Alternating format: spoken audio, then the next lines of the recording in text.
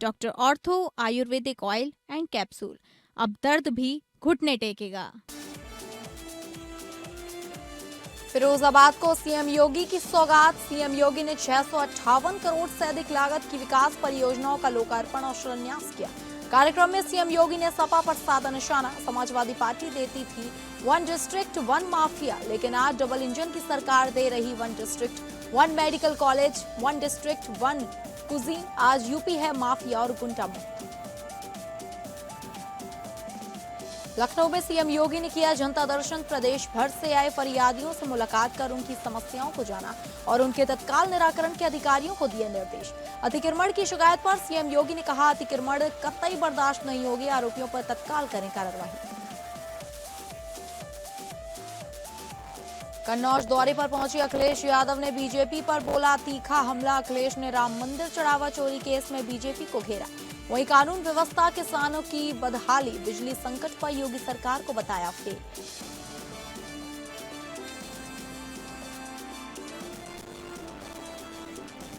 नमस्कार, मैं हूं डॉक्टर प्रसून। आज चर्चा पाकिस्तान से मिली भारत को परमाणु युद्ध धमकी की। पाकिस्तान के रक्षा मंत्री ख्वाजा आसिफ ने खुलेआम बयान दिया कि भारत ने अगर सिंधु नदी का पानी रोका तो पाकिस्तान भारत के खिलाफ युद्ध की शुरुआत कर देगा। यह तीखी बयानबाजी भारत के जल शक्ति मंत्री CR पाटिल के उस बयान के बाद आया है जिसमें उन्होंने 2028 तक पाकिस्तान जाने वाले पानी को पूरी तरह नियंत्रित करने की बात कही। दरअसल अप्रैल 2025 में पहलगाम आतंकी हमले, जिसमें 26 पर्यटकों की जान गई थी, के बाद भारत ने सिंधु जल संधि समझौते को निलंबित कर दिया। आपको बता दें कि भारत के विभाजन ने केवल जमीन को नहीं बांटा बल्कि नदियों के प्राकृतिक प्रवाह को भी 2 हिस्सों में काट दिया। सिंधु नदी तंत्र की 6 नदियां भारत से होकर पाकिस्तान जाती हैं। आजादी के तुरंत बाद पानी को लेकर विवाद शुरू हो गया। विश्व बैंक की मध्यस्थता में 19 सितंबर 1960 को कराची में भारत के तत्कालीन PM जवाहरलाल नेहरू व पाकिस्तान के राष्ट्रपति अयूब खान ने इस संधि पर हस्ताक्षर किए। इस संधि के तहत सिंधु नदी तंत्र की 6 नदियों को 2 भागों में बांटा गया। पूर्वी नदियों में रावी, व्यास, सतलज के पानी पर भारत को पूर्ण और अनन्य अधिकार दिया गया। पश्चिमी नदियों में शामिल सिंधु, झेलम, चिनाब का करीब 80% पानी पाकिस्तान को आवंटित किया गया। भारत को इन नदियों पर केवल सीमित उपयोग यानी पीने का पानी, घरेलू उपयोग और बिना पानी रोके बिजली बनाने वाली रन ऑफ द रिवर परियोजनाओं की अनुमति दी गई। यह दुनिया की सबसे उदार संधियों में से एक मानी जाती है, जहां ऊपरी तट पर स्थित भारत ने अपने से नीचे स्थित पाकिस्तान को कुल नदी तंत्र का लगभग 80% पानी सौंप दिया। नेहरू का मानना था कि उदारता दिखाकर पाकिस्तान के साथ कश्मीर मुद्दे और सीमा विवाद को हमेशा के लिए सुलझाया जा सकेगा और नेहरू भारत को एक शांतिप्रिय और बड़े भाई के रूप में स्थापित करना चाहते थे। हालांकि ताजा हालात साफ कर देते हैं कि नेहरू इन दोनों लक्ष्यों को पाने में बुरी तरीके से नाकाम रहे, जिसका खामियाजा आज तक भारत उठा रहा है।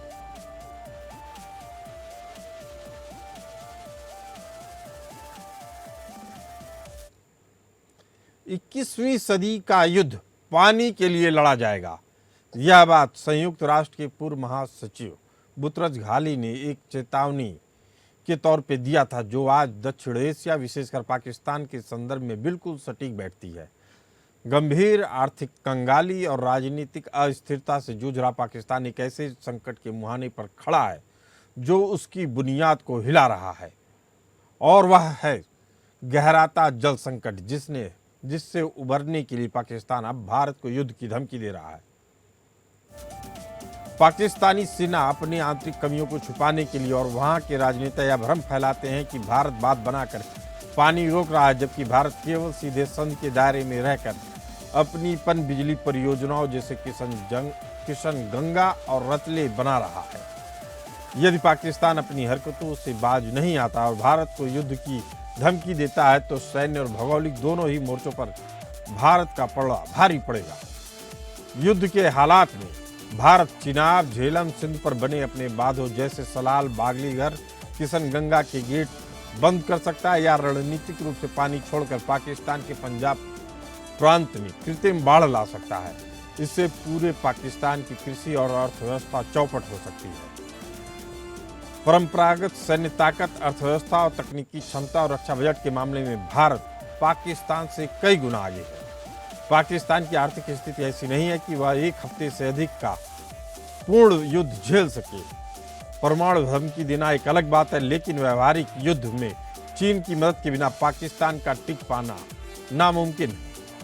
चीन पाकिस्तान का ऑल वेदर फ्रेंड है। हालांकि चीन खुद सिंधु और ब्रह्मपुत्र जैसी नदियों के उद्गम स्थल पर है, इसीलिए वह कभी नहीं चाहेगा कि ऊपरी तट वाले देश के अधिकारों को चुनौती मिले।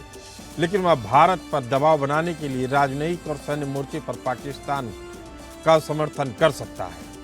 आज की जियोपॉलिटिक्स में अमेरिका के लिए भारत चीन को घेरने का सबसे बड़ा जरिया है, जैसे क्वाड गठबंधन के जरिए। अमेरिका आज भी पाकिस्तान को एक गैर भरोसेमंद और आतंकवाद को संरक्षण देने वाले देश के रूप में देखता है। हालांकि अमेरिका जल्द संधि को तोड़ने के पक्ष में खुलकर नहीं आएगा, क्योंकि वह स्थिरता चाहता है, लेकिन युद्ध की स्थिति में पर्दे के पीछे से उसका झुकाव भारत की रणनीतिक चिंताओं की तरफ ही होगा।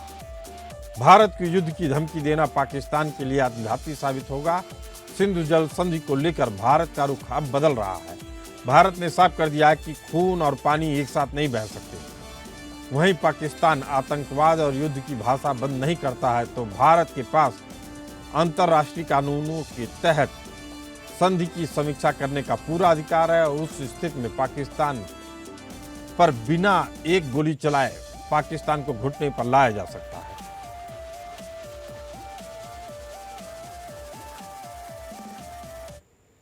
भारत अपर रिपेरियन देश है, यानी नदियां भारत से होकर पाकिस्तान में प्रवेश करती हैं।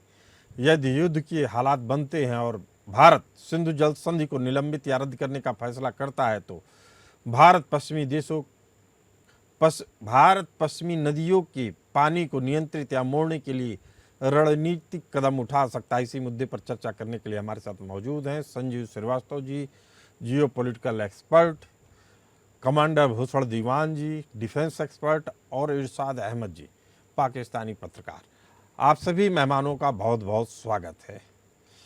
पहला सवाल इरशाद अहमद जी आपसे, पाकिस्तान किसके दम पर भारत को युद्ध की धमकी दे रहा है, जबकि भारत की अर्थव्यवस्था आज 4 ट्रिलियन के करीब पहुंच रही है, जबकि पाकिस्तान इस समय इतिहास के सबसे बुरे आर्थिक संकट, महंगाई और दिवालियेपन के कगार पर है।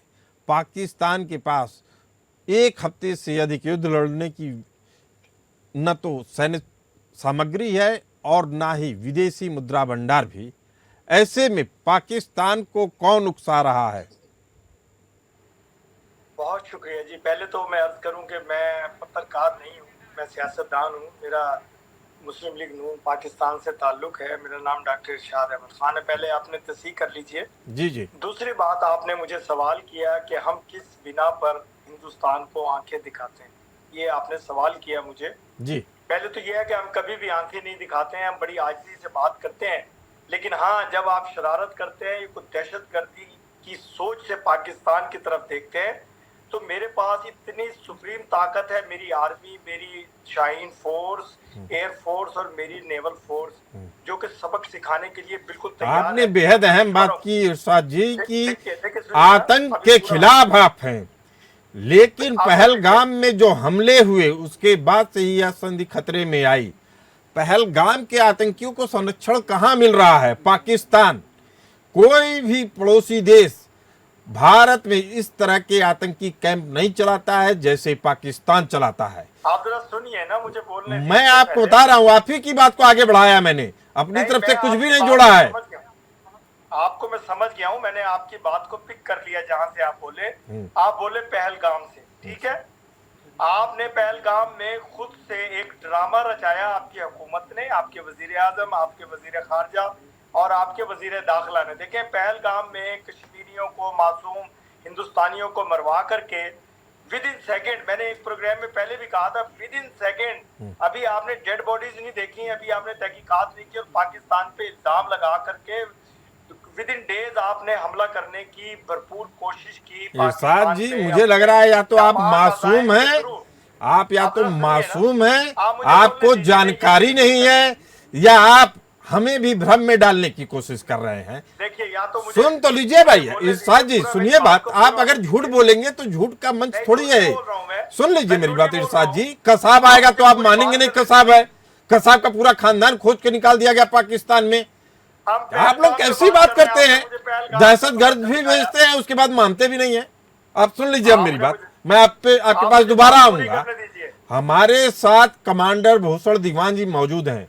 कमांडर भूषण दीवान जी, पाकिस्तान धमकी दे रहा है भारत को कि भारत, मैं दोबारा आऊंगा इरशाद जी, आप मेरे पास, आप सुनिए, आप बात सुनिए, अभी दोबारा आऊंगा आपके पास। तो कमांडर भूषण दीवान जी, पाकिस्तान भारत को युद्ध की धमकी दे रहा है। वैश्विक सैन्य रैंकिंग में भारत चौथे स्थान पर है, जबकि वैश्विक सैन्य रैंकिंग में यानी ग्लोबल फायर पावर इंडेक्स 2026 में कुल 145 देशों में से पाकिस्तान का 14वां स्थान है, जो 2024 में 9वां स्थान था, 2026 में घटकर 14वां स्थान हो गया है। ऐसे में क्या यह धमकी कोरी बयानबाजी है या इसको गंभीरता से लिया जा सकता है? जी भूषण दीवान जी। धन्यवाद डॉक्टर साहब, आपको जय हिंद और रिस्पेक्टेड को पैनलिस्ट को भी नमस्कार, जय हिंद, और आपके दर्शकों को भी क्षमा करें। आपको मैं कई बार चैनल में हमारी गुफ्तगू सामने आमने बैठे हैं, आपका नाम लिखा नहीं, अभी भूल रहा हूं मैं। इरशाद खान। हाँ इरशाद जी, मेरा ख्याल है आप भी कुछ 60-62 साल की उम्र वाले तो होंगे ही प्रभु। अल्हम्दुलिल्लाह, जितनी भी उम्र है अल्लाह की दी हुई है और अल्लाह के लिए हम हाजिर हैं। अभी बता रहा हूँ, आपको तो याद होगा 71 में पाकिस्तान क्यों टूटा। आप हमारे भाई हैं, भारत पाकिस्तान एक ही टाइम पैदा हुए हैं। आप मुझे बताएं कि ये आपका जीडीपी आज हमसे इतना कम है पर कैपिटा, ओवरऑल नहीं। देखिए, आप कुछ तो कमियां होंगी, कमियां हर एक में होती है, भारत में भी होंगी, पाकिस्तान में भी होंगी। आप इतनी गुर्बत में जी रहे हैं क्यों? आपकी आर्मी जनाब, मेरी पूरी बात कर रहे थे, आपकी जनाब पूरी आर्मी जो है, जो पंजाबी मूल की है, 71 की लड़ाई में लड़ने का मुझे गौरव मिला है। आप क्यों टूटा? क्योंकि आप कहते हैं अरे बंगाली ये कैसे राज करेगा, आप कहते पख्तून ये कैसे राज करेगा, अरे सिंधी और ये तालिबान, ये केपीके, आप सबको जब दबाएंगे। अभी आपकी फायरिंग कर दी आपने आजाद कश्मीर में, पीओके में, तो इस तरीके से आर्मी क्या कर रही है? आपका आवाम का ना यूनिवर्सिटियां बनानी है, ना हॉस्पिटल बनाने हैं, ना रोड बनाने हैं, और पैसा चूसना है आईएमएफ से लेके। जी पूरी बात हंसने से कुछ होगा नहीं। लतीफा सुना रहे हैं आप फिर बीच में लतीफा तो आप सुना रहे हैं। 65 में मुझे बात पूरी करने नहीं दी आपके एंकर साहब ने, मुझे बात ही पूरी नहीं करने दी। आपके दरमियान में नहीं बोलेंगे, अब देखना, अब आप क्यों कुछ बोलेंगे आप वो खामोशी से सुनेंगे। टाइम बहुत कम होता है, अब ये बातें करके क्या फायदा। अभी आप मुझे बताएं, 80% पानी हमारी दयानतदारी को आपने मिसयूज किया थ्रू आउट। 71 में शिमला एग्रीमेंट हुई, आपके 93,000 फौजी हमने वापस कर दिए। न्यूरनबर्ग ट्रायल जो हुआ था सेकेंड वर्ल्ड वॉर के बाद, क्या कहा अलाइड पावर्स ने, यूएसए, रशिया, यूके, जर्मनी, तुम फौज नहीं रखोगे, जापान तुम फौज नहीं रखोगे, हमारी गलती, हमने आपको सब करने दिया, आप फिर सिर पे चढ़ गए। ये दयानतदारी का सिला ऐसे नहीं दिया जाता है। अभी आप मुझे बताएं, बेहद अहम बात कर रहे हैं कमांडर भूषण दीवान जी। संजीव श्रीवास्तव जी मौजूद हैं, जियो पॉलिटिकल एक्सपर्ट। संजीव जी, विश्व बैंक इस संधि का गारंटर है, सिंधु जल समझौते का, इसीलिए भारत के इस फैसले को कोर्ट ऑफ आर्बिट्रेशन में चुनौती दे सकता है। ऐसे हालात में भारत के सामने क्या उपाय होंगे? जी देखिए, भारत पहले से ही जो सिंधु जल समझौते के रिव्यू के लिए अपना जो आवेदन है वो दे चुका था, और ये जो समझौता है 1960 में हुआ था, और जाहिर है कि अभी हम 2026 में रह रहे हैं। तो भारत में भी जो भारत की अपनी जो जियोग्राफिकल जो रिक्वायरमेंट्स हैं वो भी बड़ी हैं। भारत को अपनी आबादी को भी ध्यान में रखना है, और भारत का ये जो पानी है वो लगातार हम पाकिस्तान को दिए जा रहे थे, जबकि भारत के अंदर ही अनेक राज्यों से इस बात की मांग भी उठ रही थी कि इस पानी को हमको भारत को इस्तेमाल करना चाहिए। भारत आज विश्व की सबसे बड़ी जनसंख्या वाला राष्ट्र है, तो ये भी कारण है। और भारत ये ने इस बात को वर्ल्ड बैंक को बताया भी था कि पाकिस्तान लगातार जो है इस सिंधु जल समझौते का, की शर्तों का और इसके प्रोविजंस का वायलेशन भी कर रहा है। दो पैरेलल लेवल पर कोर्ट ऑफ आर्बिट्रेशन और जो एक्सपर्ट्स की जो कमेटी होती है वो एक साथ चलाने की कोशिश और कभी ओवरलैप करने की कोशिश, इस तरीके के वायलेशंस पाकिस्तान भी करता रहा। लेकिन जो सबसे बड़ा जो सेटबैक सिंधु जल समझौते को ये लगा है वो जाहिर है कि पाकिस्तान के आतंक परस्त जो उसका व्यवहार है कि आप एक तरफ भारत से पानी भी ले रहे हैं और हम पानी दिए जा रहे हैं, अपनी आबादी को की रिक्वायरमेंट को दरकिनार करके हमने पाकिस्तान को पानी दिया ये सोच करके कि इससे हमारे भारत से पाकिस्तान के संबंध बेहतर होंगे।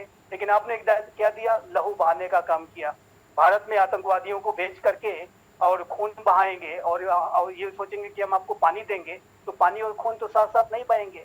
ये सबसे बड़ा फैक्टर है। और देखिए, मैं मानता हूँ कि पाकिस्तान और भारत के बीच के संबंधों में जो ये दहशतगर्दी का जो इस्तेमाल पाकिस्तान करता है, पाकिस्तान के जो रियल रूलर्स वहाँ की आर्मी और आईएसआई करती है, जब तक उसको वो त्यागेंगे नहीं तब तक किसी भी तरीके से समझौते में कहीं से भी कोई सफलता नहीं मिलेगी। जो एग्जिस्टिंग कोऑपरेशन के मैकेनिज्म्स हैं, जिसमें कि सिंधु जल समझौता भी है, वो भी खतरे में आज पड़ा है। तो उसका सबसे बड़ा कारण आतंकवादी है। और आतंकवाद के ऊपर जब तक पाकिस्तान लगाम नहीं लगाएगा और एक एविडेंस बेस्ड एक्शंस लेकर के नहीं दिखाएगा, जिसको कि हम कहते हैं इरिवर्सिबल, वेरीफाइबल और क्रेडिबल स्टेप लेकर के नहीं दिखाएगा, तब तक भारत और पाकिस्तान के संबंध समान नहीं होंगे, सामान्य नहीं होंगे संबंध। इरशाद जी, जिस तरह की बातें अब निकल के सामने आ रही है, आप लोगों ने टेररिज्म को स्टेट एक्टर बना दिया है, इसके पीछे क्या कारण, क्या सियासी मजबूरी है? देखिए, हमने कभी भी हमने दहशतगर्दी की कोशिश की ना, हमारी दहशतगर्दाना सोच है आप लोगों की तरह। आप ये देखिए, जब से पाकिस्तान मार्ज़े वजूद में आया, जब से पाकिस्तान आज़ाद हुआ, जब से हिंदुस्तान से अलहदा हुआ, कि दहशतगर्दी कहाँ हो रही है हिंदुस्तान में या अरे पूरी दुनिया जानती है पाकिस्तान में हो रही है। बड़ा सा बड़ा आतंकवादी पाकिस्तान में मारा जाता है, अमेरिका घुस के आपके घर में मार रहा है, आप मानते नहीं हो कि कौन है ओसामा बिन लादेन, कहाँ मारा गया? आप कह रहे हैं, देखिए दीवान साहब से सुनिए, दीवान साहब कुछ कह रहे हैं। हिम्मत रखा करें आप। एफएटीएफ ने आपको डाला कि भारत को डाला? नहीं, आप लोगों को जानते हैं एफएटीएफ जरूरत नहीं है, हिम्मत जरूरत यार, क्या बातें करते हो? एफएटीएफ में क्यों डाला वाली बात है, आप एफएटीएफ में क्यों डाला आपको? आप लोग दहशतगर्द हैं, आप लोगों को सर्टिफिकेट मिला हुआ है दहशतगर्दी का, कभी सिखों को कत्ल करने का, कभी मुस्लिम्स को हिंदुस्तान के रहने वालों को में तुमको डाला कि नहीं डाला? कश्मीरियों को मारने का। अरे इरशाद जी, दीवान साहब पूछ रहे हैं कि पाकिस्तान में दहशतगर्दी करवाने का। जब मैं बोलने लगता हूँ आप चार लोग बोलते हैं। अरे आप गलत बात बोलते हैं, आपको तब टोका जाता है जब आप अपनी ही बात को कंट्राडिक्ट करते हैं। छोड़ दीजिए, देखिए तालिबान दबाता है तो भारत ने किया जी, बिल्कुल आपने किया, आपको तो अभी पूरी दुनिया मान रही है, दबाया पूरी दुनिया आप बताइए, ये बताइए जो अमन समझौता हुआ, इस्लामाबाद समझौते का नाम जिसको दिया गया, पूरी दुनिया इकट्ठी है, आप और आपके बाप इजराइल कहाँ है? बस सवाल है मेरा, बताइए। मैं बता रहा हूँ आपको, इसका जवाब दे रहा हूँ, इसका जवाब दे रहा हूँ मैं आपको। इरशाद जी सुन लीजिए, इजराइल वही है जहां दहशतगर्द के खिलाफ लड़ाई छिड़ रही है, भारत वही है जहां दहशतगर्दी के खिलाफ लड़ाई छिड़ रही है, अमेरिका वही है जहां दहशतगर्दी के खिलाफ लड़ाई छिड़ रही है, ईरान भी वही है जहां दहशतगर्दी के खिलाफ लड़ाई छिड़ रही है। सियाओं को आप क्या मारा जा रहा है और आप गलत बात कर रहे हैं। सिया मस्जिद में कहां बम धमाके होते हैं? इरशाद खान जी, कुरान पे हाथ रख के कसम खा लीजिए, आपके यहाँ दहशतगर्दी नहीं है। पिला रहे हैं तो उसमें उसका क्रेडिट ले रहे हैं आप। स्विट्जरलैंड में जाके क्या पूरी दुनिया की आप कहा, मैंने तो किया है, छोड़ना कीजिए, आप बताइए। अरे डाकिया तो नहीं बनेंगे ना, होने के बावजूद, होने के बावजूद, कहने के बावजूद आप लोग कहाँ हैं? आपकी तो मैसेंजर की भूमिका है। अरे आप लोगों के जो हालात हैं, जो आपके आपके अपने आप को समझने लगे कि वो पार्टी है, जो कुछ है आपने अपने किए की। चलिए चलिए इरशाद जी एक बात बता दीजिए, इरशाद जी, बेकारी आते हैं। इरशाद जी एक बात बता दीजिए आप मुझे, बस वीसा नहीं मिलता आपको। आप युद्ध बोलते हैं- की धमकी जो दे रहे हैं, नहीं सुना ना आप? सुन तो लीजिए इरशाद जी, युद्ध की धमकी जो आपके जरिए मिल रही है, पाकिस्तान के जरिए भारत को मिल रही है, आपको क्या लग रहा है? ये लड़ाई आवाम लड़ेगी, पाकिस्तानी सेना लड़ेगी, चीन लड़ेगा? जी देखिए, एक तो बात मैं आपसे अर्ज करूं, अगर आपने फिर दोबारा शरारत की, खुदा की कसम विद इन सेकेंड आपको जवाब मिलेगा, और ऐसा शदीद जवाब मिलेगा। मेरे army chief field marshal Syed Hafiz Munir साहब ने ये अनाउंस किया है कि अगर अभी भी आप लोग दहशतगर्दी से बाज ना आए, अगर अभी भी आपके वही अजाइम है जो आपने ये सिंदूर करके देखा और मार खाई हमसे, तो इस दफा सिंदूर हम ऐसा लगाएंगे कि वो मिटे। ऑपरेशन सिंदूर की सफलता पूरी दुनिया ने देखा। आपके रहनुमा मुल्क, सुन तो लीजिए, आपने देखा कि मेरे फौज के जवान कैसे घुसे हिंदुस्तान में, मेरे शाहीन फौज के करके आपको मार के आए। कहाँ व्हाट्सएप यूनिवर्सिटी से आप आंकड़े निकाल के ला रहे हैं क्या? वो भी आपके दहशतगर्द हैं जो हमारे मुल्क में दहशतगर्दी करते हैं। बलोच नहीं है, बलोच मोहब्बत करते हैं पाकिस्तान से। काट रहे फौजियों का, ऐसा नहीं है, बलोच चुरन चढ़ा रहे हैं पाकिस्तान से। शायद आप कुछ एजेंसी लेके आए हुए हैं, मुनीर की बातें कर रहे हैं। आपके जो तालिबान है, कभी आपके लिए फ्रीडम फाइटर था, अब दहशतगर्द हो गया है। जो दुनिया के लिए दहशतगर्द है वो फ्रीडम फाइटर है। ये तो आपकी दहशतगर्द है। और आप अभी आप जो कह रहे हैं कि भारत दहशतगर्द है, जबकि दुनिया का सबसे बड़ा बिल्कुल दहशतगर्द है। कनाडा से भी सर्टिफिकेट लेकर के आया आपके एम्बेसी के लोग। तालिबान भी अब दहशतगर्द हो गया है। तालिबान का भी आप लोगों ने जो कनाडा बोला, कनाडा के वज़ीर आज़म बोले, कानून की जंजीरें तोड़ करके आजाद हुए, तालिबान आज दहशतगर्द हो गए। मिला या नहीं मिला? और जो लश्कर तोयबा जैसे मोहम्मद है वो जो है फ्रीडम फाइटर है। अरे आप क्या बात करेंगे? आपके पास दहशतगर्दी की बात करने का आपने क्या बोला? वो आप छोड़ेंगे नहीं तो संबंध सामान्य होंगे नहीं। और ये मैसेंजर और डाकिए की जो भूमिका आप निभा रहे हैं, बहुत इससे उसका मुगालता मत पाइए। अमेरिका आपको नाम दीजिए। देखिए सुनिए, आप हमारे इस इवेंट को जो मर्जी नाम दीजिए, क्योंकि दुश्मन हमेशा ये जो भूमिका निभा रहे हैं इवेंट आपके दोनों नेता, आप जिस तरीके से ईरान के साथ धोखा कर रहे हैं, पूरी दुनिया देख रही है। आप अमेरिका के पिट्ठू बन रहे हैं ना, आपके ऊपर अमेरिका भरोसा करता है, चूंकि बिन लादेन आपके यहाँ पकड़ा गया, मारा गया, न ईरान भरोसा कर रहा है। आपकी असल नीयत पूरी दुनिया देखती है। आप जिस तरीके से दोस्ती के लिहाज में आते हैं और दगाबाजी करते हैं, ईरान भी आप पे भरोसा नहीं कर रहा है, अमेरिका भी नहीं भरोसा कर रहा है। आपके ऊपर भरोसा कर कौन रहा है इरशाद जी? देखें, आप कह रहे हैं ना ईरान भरोसा कर रहा है ना अमेरिका भरोसा कर रहा है, और हम कितने प्यार से बैठे हैं, कितने प्यार से डिनर कर रहे हैं। मेरे वजीर आज़म आपके बैठाने पे ट्रंप साहब धमकी दे रहे हैं कि अगर उठ के गए तो ईरान तक आराम से नहीं पहुंचोगे। इरशाद जी मेरी बात सुनिए, आप इतने प्यार से बैठाए हैं कि ट्रंप को धमकी देनी पड़ गई कि अगर बिना समझौता किए गए तो आप लोग जीवित नहीं बचेंगे। आप झूठ बोलते हैं इरशाद जी। आपको ईमानदारी से बात रखनी चाहिए, तथ्यों को रखनी चाहिए, तथ्यों पे बात करनी चाहिए। आप फैक्ट पे बात नहीं करते हैं, आप झूठ बोलते हैं।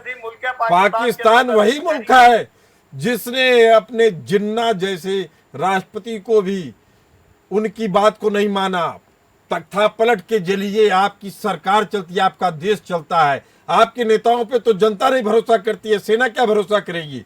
इसी का खामियाजा उठा रहा है। सेना का आदमी फौज में युद्ध नहीं करने आता है, वो डीलर बनता है, तेल मसाले की फैक्ट्री का डीलर बनता है। भूषण दीवान जी इस बात को ज्यादा अच्छे से बताएंगे। भूषण जी, अच्छा मुझसे क्यों नहीं, मुझे क्यों नहीं बोलने दे रहे हैं? आप क्यों डर रहे हैं? चलो पूछते हैं, आप बताएं जनाब, आपकी आर्मी फैक्ट्रियां चलाती हैं टॉयलेट पेपर बनाने की, कॉर्नफ्लेक्स बनाने की, ये प्रोफेशनल आर्मी का काम है। आप बताएं, आपने मेरी बात एक छोटा सा प्लीज, आप बताएं कारगिल हुआ, कारगिल में आपके फौजियों की लाशें आपने इनकार कर दिया, हमारी है ही नहीं, और हिंदू सेना ने हमने आपके बाकायदा रस्म रवाज, इस्लामी रस्म रवाज को दफनाया। आपके कौन, दुबई में आपको वीसा पाकिस्तानी को नहीं मिलता, वे भिखारी आते हैं, आप पे FATF लगा। भाई साहब बताएं, हमें दुख होता है, आप हमारे पड़ोसी हैं। आप अगर खुशहाल होंगे तो हम मिलजुल कर रहेंगे। आप मुझे बताएं, आपके पास KPPK में, तालिबान में, आपके बलूचिस्तान में, सिंध में अभी गोलियां चला दी आपने, POK में, इतनी गोलीबारी आप समझते हैं इंडिया में से हो रही है? आप कह देते हैं चोट चटा रहे हैं, बताएं आप। सुनिए, यहाँ जमहूरियत है, जमहूरी मुल्क है, आजादी है लोगों को बाहर निकलने की, अपने बोलने देना। देखिए मैंने आपका पूरा सवाल पूरा सवाल तो इलेक्टेड, मुझे बोलने की इजाजत तो दे दें। मुझे बुलाया जनाब, आप अगर मुझे बुलाया तो इरशाद जी आप क्या है, झूठ बोल रहे हैं, झूठ बोल रहे हैं, जिसके कारण से लोगों को दिक्कत होती है। इंटेलेक्चुअल आदमी है। चलिए, समय की कमी के कारण इस चर्चा को यहीं विराम देना पड़ेगा, लेकिन इस बात से तो तय, इस चर्चा से तय है कि पाकिस्तान के नेता भी उसी झूठ का सहारा ले रहे हैं जिसका कोई सिर पैर नहीं है। आप सभी इस चर्चा में आए, आप सभी का बहुत बहुत धन्यवाद। फिलहाल इस चर्चा में इतना ही, हमें दीजिए इजाजत, नमस्कार।